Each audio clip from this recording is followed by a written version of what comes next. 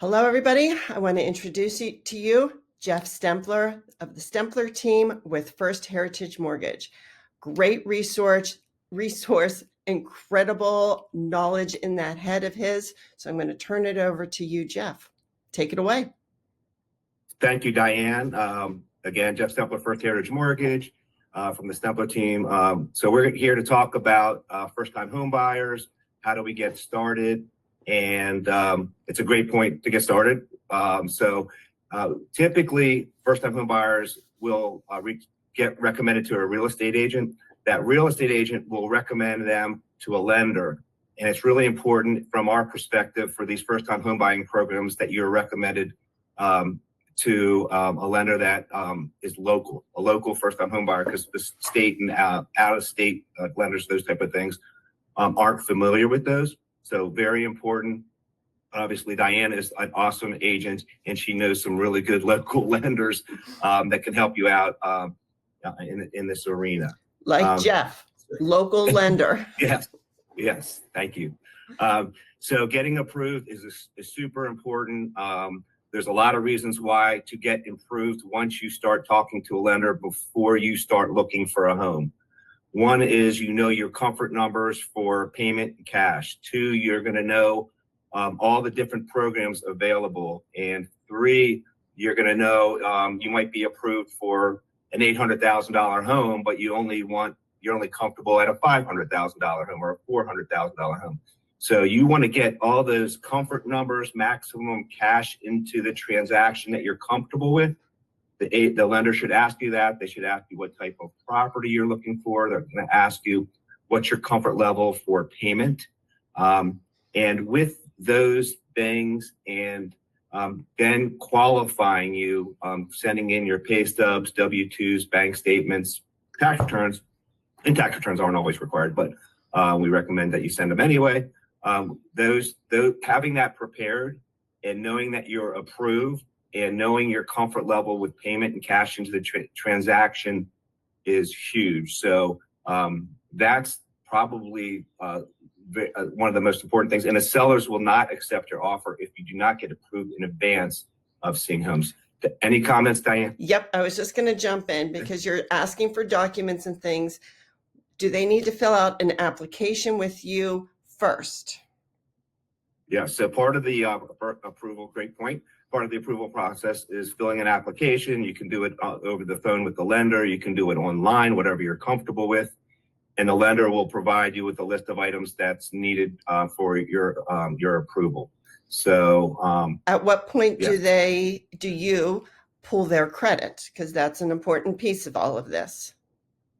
That's a great question. So there's a lot of options with pulling credit. If you're going out to look for a home like immediately, we would do what's called a hard credit pull. It shows everything on your credit. Everything's opened up. People are nervous about pulling credit because they say it drops your credit scores. And so what we'll ask when we're talking to you, do you know what your credit scores? And they might say, yeah, it's 800. And then we're like, okay, so it probably might drop to like 795, no effect. If you have a 625 credit score and it drops you below 620, that could be an issue. So we want to have that conversation. If we're going to do a hard credit pull, if you're not going to be looking for 6 months, we could do what's called a soft credit pull. It gives us almost all the information that a hard credit pull, but it's not valid to run through to give us an approval. We do an automated approval through the computer. And if we do a hard credit pull, that works. If we do a soft credit pull, that does not work. That's the biggest difference between a soft credit pull and a hard credit. So we typically recommend the hard credit pull. So we see everything. We can run it through the system to make sure you're fully approved. How long does it take for you to generate an approval? I get that question all the time over the last 20 some years. So it could be a week, but typically it could be a day. We are going to ask, we get the application, we get the documentation, and then how long does it take once we have that to review? Sometimes we're extremely busy, so maybe it takes an extra day. But typically a standard W-2 employee will take 24 hours to approve. If it's an urgent thing, it could be same day. If you're self-employed and you have 5 companies, obviously there's going to be a lot more documentation to prepare. take a little bit longer for your approval. So I would give it 48 hours, but you can do it same day. And how long is this letter valid for? Say somebody gets a letter today, but we are actively looking and don't find one for 30 or 60 days. Okay, so yeah, your approval will be good through that amount. The credit report on the hard pull is good for 120 days. Mm-hmm. What that means is you would have to settle with 120 days. If not the end of the world. We would repull the credit, so it would go on for another 120 days. We may ask for updated pay stubs, or an updated bank statement, just to see how much money's in the account, because maybe you spent money since we asked for the last one. We want to verify that you have the money that you need for the purchase. So your approval actually kind of can go on and on and on for a very, very long time, but it's really you can change jobs. Then obviously we need to know that. We need to know if the credit expires, we got to re-pull that. If there's no change at all, just update pay stubs and bank statements, and you're good to go. All right, you kind of touched on something, pulling the credit, possibly again, and how much money's in an account. So what about if somebody needs to make a big purchase, their car dies, they need to buy a new car, or they want to buy furniture? You're putting me on the spot, but yes, we will recommend don't do it, right? Because it can affect your credit, it can affect your qualification. If your car dies and you need a new car, what are we going to say? You gotta have a car, right? Can't say don't go to work.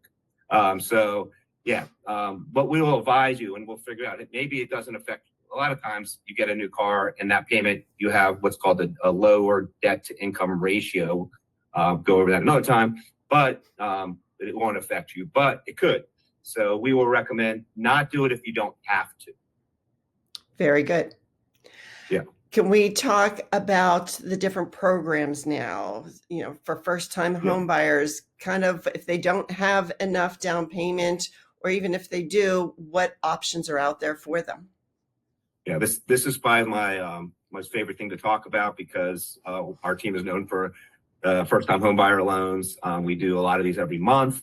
And there's a lot of misnomers about first-time home buyer loans. Your parents will talk to you and they'll say you have to put 20% down. And they're probably thinking that you don't have to pay mortgage insurance if you don't have put 20% down, but things have changed dramatically. So first-time home buyer loans are made for first-time home buyers because you haven't saved up money. That's the main thing. Credit's okay, maybe a 640 credit score above. Your debt to income, is at 50 or below. And again, we can go over that at another time. But it's made for first-time home buyers who haven't accumulated assets. So these programs, sometimes somebody tells you about a program, and that's awesome. I was talking to Diane about a community program for teachers. Awesome program, and it includes firefighters and it includes nurses. But don't put yourself in a box. That's a great program, but there's other programs too. So let's go over all the options. One of the most popular in the state of Maryland is you just get 5% of loan amount. That can be over $40,000 max. That's a lot of money. That can go for your down payment and or your closing costs.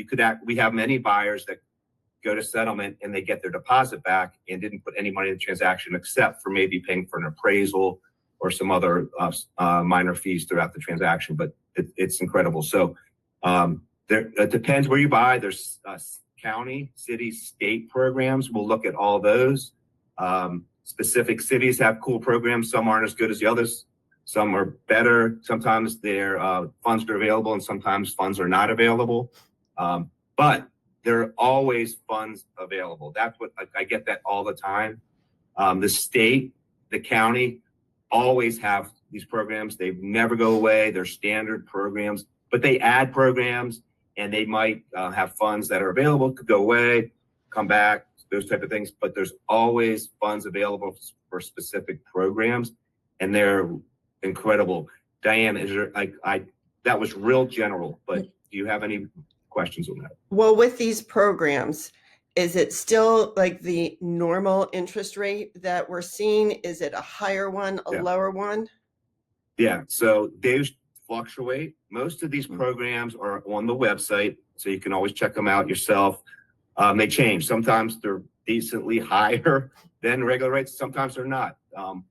Most of the time they have a lower than market rate, but you don't get the down payment assistance. Maybe you don't need it, but you're a first time home buyer, so you can get below market rate. Right now, the rates on there's a lot of programs, right? So I can't tell you about each program. Some are lower, some are higher. So we try to figure that out and meet your comfort level with cash and cash into the transaction, payment in the transaction. Like, for example, there's a program with, you get 5% of loan amount, right? So the interest rate's going to be a little bit higher than getting 4% of the loan amount. That's a little bit lower program. Or you can get 3% of the loan amount, and that's even a lower interest rate. So which one do you need? What makes you comfortable with cash into the transaction and your payment? I'm just talking about a couple state programs right now, but there's other programs. So normally these rates, nothing's for free. Rates are typically higher a little bit than market if you're getting down payment assistance, but you can apply it towards the loan to get you a lower payment. So it's not always the end of the world, and it's kind of almost free money. Some of these programs you do have to pay it back, but most of them are no interest. So it's like, let's say you're given $20,000. There's no interest rate attached. When you refinance or sell, it's paid back through the equity of your home. Gotcha.